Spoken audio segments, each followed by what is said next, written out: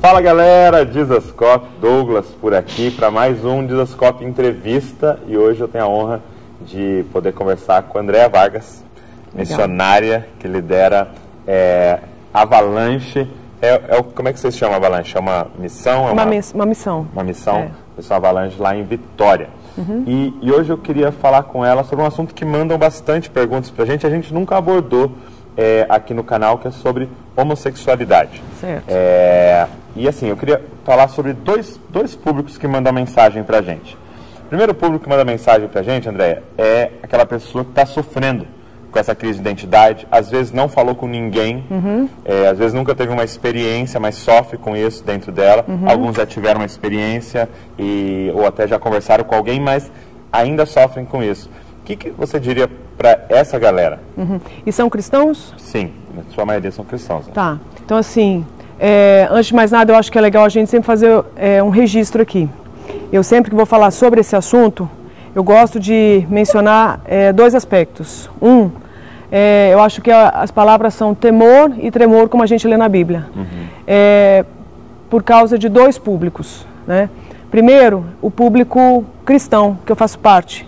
Eu sou uma pessoa cristã, eu faço parte da igreja cristã no Brasil e eu tenho muito amor e respeito por ela. Mas também tem um outro público, que é a comunidade gay, que eu também tenho muito amor e respeito. Sim. Então eu acho que falar de homossexualidade é falar de um assunto que precisa ter temor, amor, respeito. Sim. Porque nós estamos falando de um assunto que nem todo mundo vai concordar e nem tem que concordar. Então a gente tem que fazer essas observações para que a gente não possa passar uma impressão e passar uma mensagem equivocada e até suscitar expectativas que não são nem bíblicas. Entendi. Né? E até fomentar uma discórdia e fazer apologia a uma coisa ou outra. A proposta eu acho que não é essa. Não. A proposta, né, como você disse, existem cristãos, até onde eu entendi, você me corrija se eu estiver errada, existem cristãos que te procuram querendo uma palavra, uma direção, né, talvez um conselho, porque tem tido o contato com a homossexualidade de uma certa forma, pelo menos na sua identidade, ainda que não tenha prática, e tem sofrido com isso. Exato. É isso? E querem ajuda, né? E querem ajuda. Então aí a gente tem que avaliar algumas coisas. Por ser cristão, eu acredito que a gente tem que pensar o seguinte: por que a pessoa não quer viver a vida gay? Eu sei que a igreja tem uma enorme dificuldade de fazer essa pergunta, porque ela tem medo de perder as pessoas. Então, a gente precisa fazer essa pergunta difícil e deixar as pessoas serem livres nessa escolha. E eu entendo que Jesus fez muito isso. Jesus chegava para as pessoas e parecia que era óbvio, né, o que as pessoas precisavam. Mas Jesus não tratava como sendo óbvio. E ele chegava e perguntava: o que você quer que eu te faça? Então, assim, a pessoa precisava se ouvir. A pessoa precisava bancar aquela fala dela. Então eu acho que a gente tem que fazer isso, perguntar para a pessoa, exatamente, e não infantilizar, porque a gente deduz, a gente presume o que as pessoas querem, né? Mas na verdade, talvez elas não queiram aquilo, talvez elas acham que elas querem, talvez elas queiram querer aquilo, mas talvez ainda não seja a realidade delas, e a gente precisa fazer essa pergunta. A primeira pergunta que eu faria é: por que você não quer viver a vida gay? Porque de repente ela vai falar assim: eu não quero viver a vida gay porque os meus pais não vão aceitar. Sim. Então, isso não é justificativa para não viver. Sabe por quê? Porque viver a homossexualidade no Brasil não é crime, é um direito. Homossexualidade não é uma prática criminosa. Você praticar, por exemplo, a pedofilia é crime. Você praticar a prostituição infantil é crime. Você praticar aliciamento de menores, você praticar o estupro, você praticar o aborto. Existem práticas criminosas no Brasil, pela nossa lei. Agora, a prática da homossexualidade não é uma prática criminosa. Então, assim, foi o tempo, né, que isso era justificativa. Então, isso não é uma justificativa para as pessoas não viverem, porque no final das contas, talvez tudo que elas queiram é que esses pais morram e ela possa viver. Então, eu te pergunto, o que vai ser uma ajuda nessa hora? Vai ser tentar convencer essa pessoa de que ela não deve? Nem ela está convicta disso. Entendi. Então, uma vez ela realmente estando convicta que ela não quer, porque ela não dá conta, e ela não dá conta porque ela tem convicção de que isso é incompatível com aquilo que ela crê em Deus, aí sim essa é uma pessoa para a gente ajudar. Entendi. Por quê? Porque ela vai passar por um processo agora de desconstrução. Entende? E aí a gente precisa ter o quê? Expectativas realistas. Porque às vezes a gente anuncia o quê? Olha, agora que você então está em Jesus, agora que você nasceu de novo, agora que você é uma nova criatura, tudo se faz novo. Inclusive agora, Deus vai fazer um trabalho na sua vida de transformar em hétero. Eu não achei nunca nenhum versículo que fale isso. O que eu sei é que a Bíblia fala de que a expectativa de Deus, a vontade de Deus é o quê? Transformar o morto espiritual em vivo. E o vivo em santo.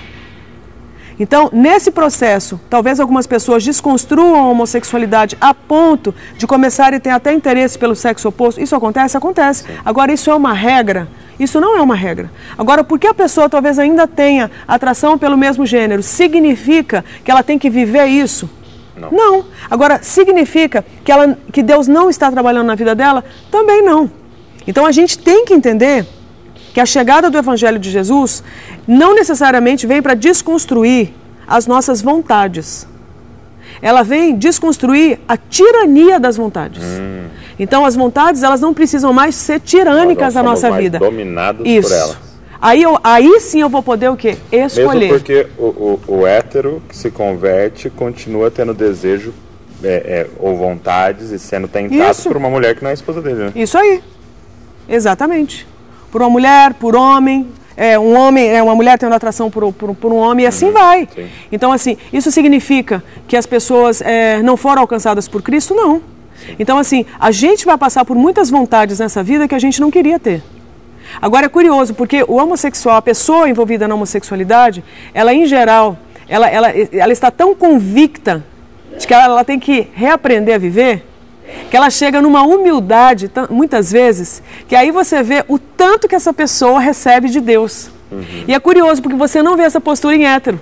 Entendi. Porque o hétero, ele chega, ele fala assim, eu só tenho um defeito, eu masturbo. Porque daí o dia que eu casar, eu paro, porque daí eu vou aliviar as minhas tensões sexuais no casamento. Então ele chega numa soberba, porque ele está o quê? Escondido na heterossexualidade dele. Então é impressionante a idolatria que se tem em torno da heterossexualidade. Como se fosse, um versículo, tem um amigo meu que fala assim, que a heterossexualidade encobre uma multidão de pecados. A gente acredita nisso, o problema é que isso não está escrito na Bíblia. Então a gente enfiou na cabeça que porque é hétero está de boa, ele só tem um defeitinho ou outro que tem que consertar. Na verdade, todos nós temos que ser enterrados em Cristo. Exato, não dá nem para consertar, né? Não tem o que consertar. A gente está morto, o morto tem que enterrar, para que daí venha o novo, e o novo é Cristo vivendo em nós. E aí agora ele o quê? Ele crescer em nós, entende? Que é esse processo de santificação. Que é o processo de santificação, que todos nós precisamos. Agora é curioso, porque o homossexual acha que no caso dele é mais grave, que ele precisa mais. Ele é Por mais quê? pecador. Porque ele está convicto da crise de identidade, enquanto os outros, porque não têm a mesma crise, não estão convictos de que tem crise de identidade, acham que tem um problema no comportamento. Moral. Quando, na verdade, o problema no comportamento nada mais é do que um sintoma do que um problema na identidade. E essas pessoas que acham que é só um problema moral acabam abordando Jesus como um mestre, né? Isso aí. No sentido de me dar umas regras aí para eu melhorar meu comportamento. Isso aí. Ao invés de encará-lo como o salvador, né? Exatamente. Repassa, né? E é curioso, porque ele vai querer... Essa pessoa que você descreveu, ela vai basicamente viver assim. Jesus, eu quero te entregar a minha vida. Eu te pergunto, que vida? Que vida que eu tenho para entregar para Cristo? A vida é Ele que vai me entregar dele. Uau. Entende? Então, por isso que a gente vê um tanto de gente que veio da homossexualidade ser profundamente ministrada por Deus, por causa da humildade. Porque ela já tem convicção dívida, né? De que ela precisa zerar tudo e recomeçar. Os outros acham que já chegam no crédito. Porque é interessante que eu vi uma vez o Tim Keller falando algo que eu nunca havia parado a pensar. Que existe essa expressão, nascido de novo, né? Que é o crente, né? Você é nascido de novo, né? Você se converteu. E a gente pensa que essa expressão nascido de novo é quando Deus melhora a nossa moralidade, né? Eu penso, meu vizinho é nascido de novo, ele faz tudo certinho e tal. Só que quando Jesus fala isso, ele fala isso para Nicodemos, o cara mais moral que tinha no país. Ele chega pro cara mais correto e fala, você precisa nascer de novo.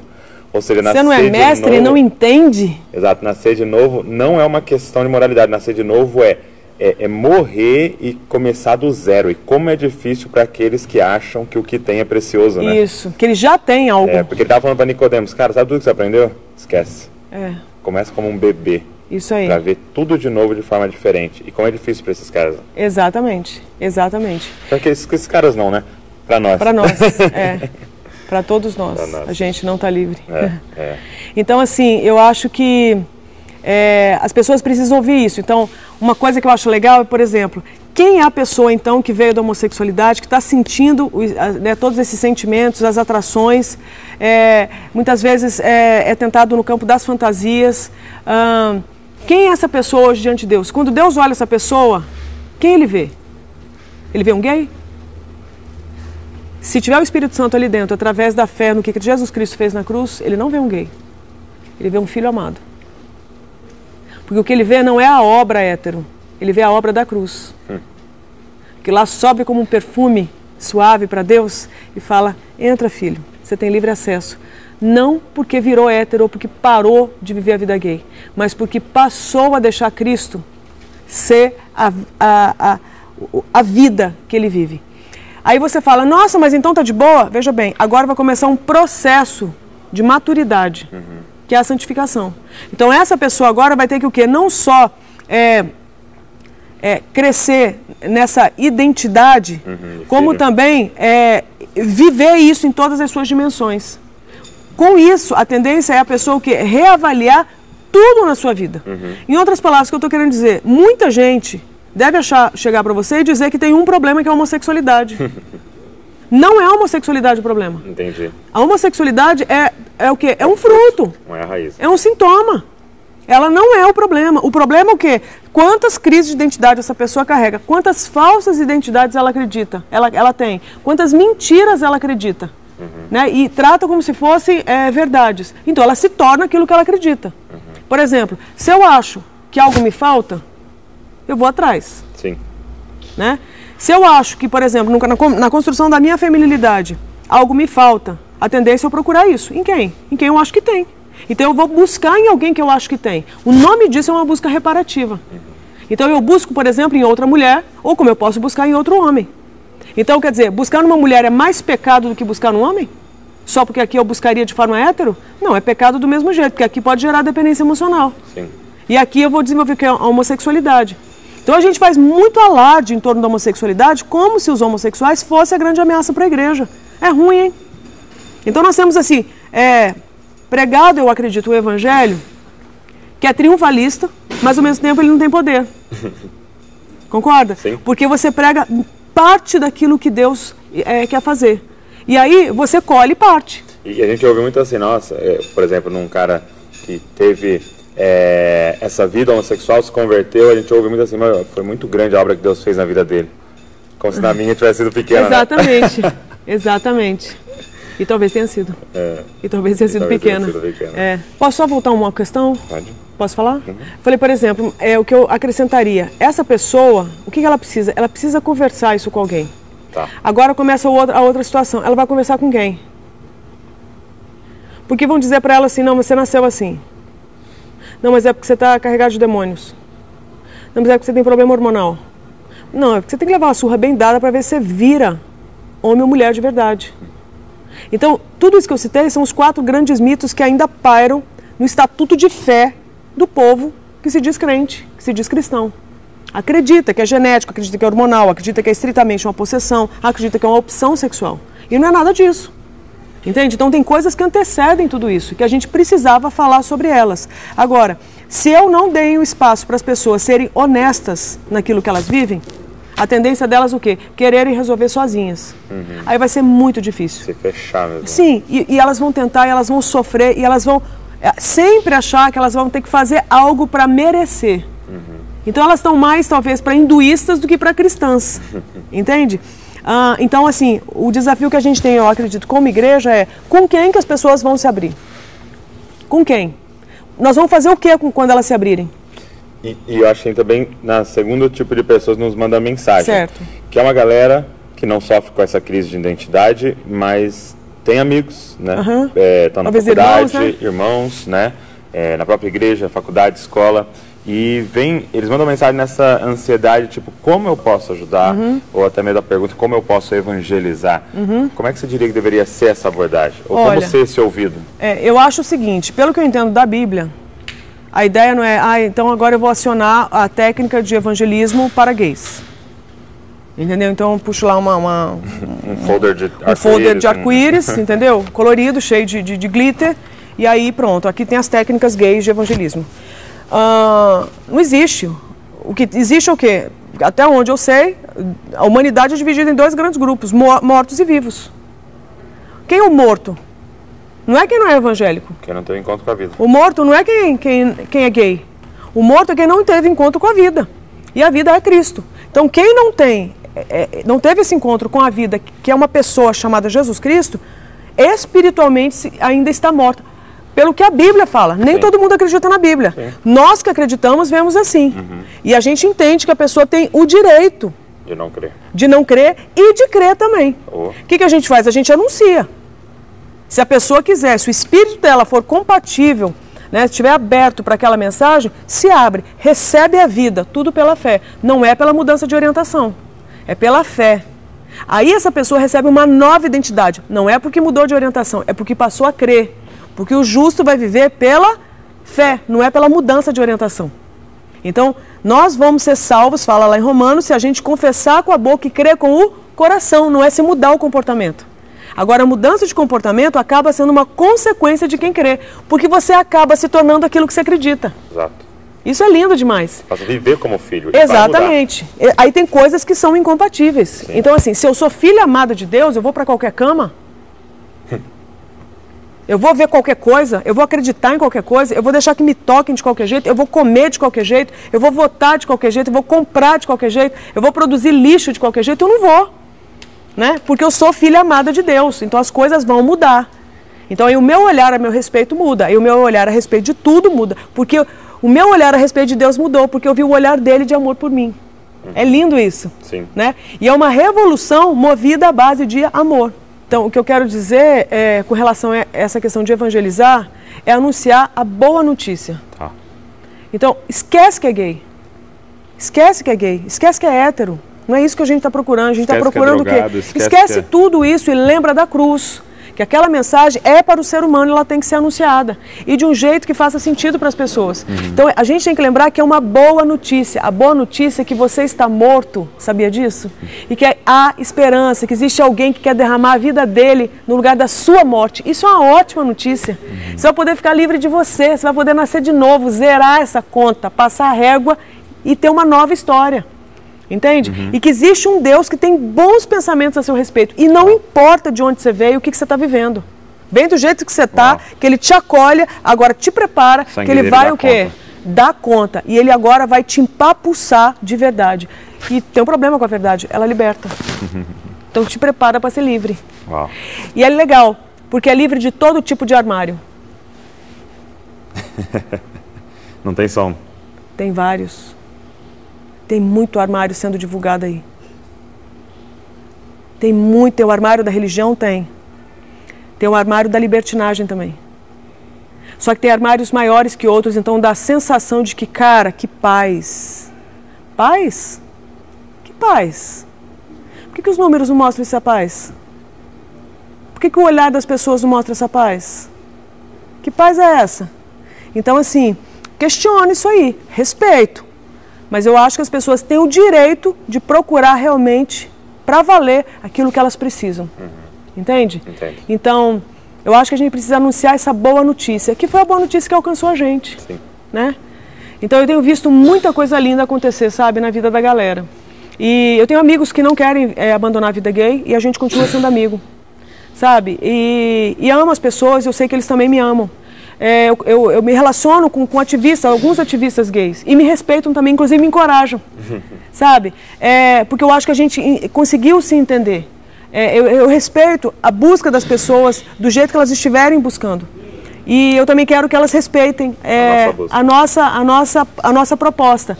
Então eu acho legal porque todo mundo pode botar para fora aquilo que acredita. E aí a gente vê como é que a gente pode caminhar junto, se dá para caminhar junto. Agora, nem por isso precisa ter violência. Sim, não. Né? Então a gente também precisa falar sobre a homofobia.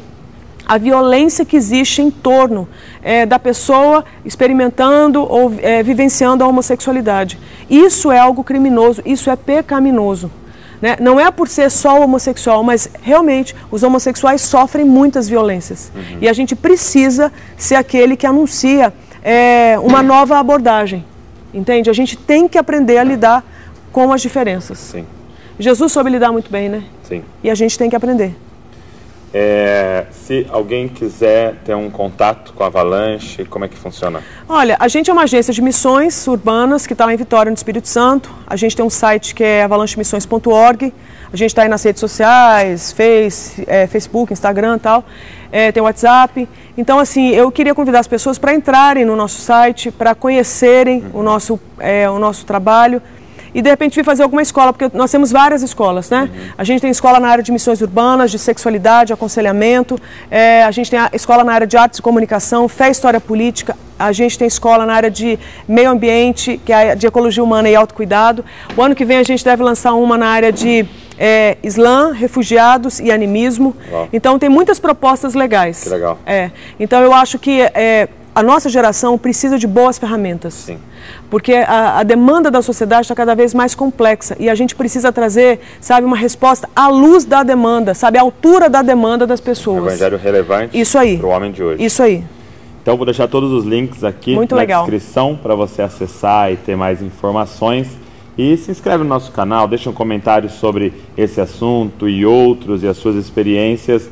E também curte esse vídeo para o YouTube divulgar mais ainda esse vídeo.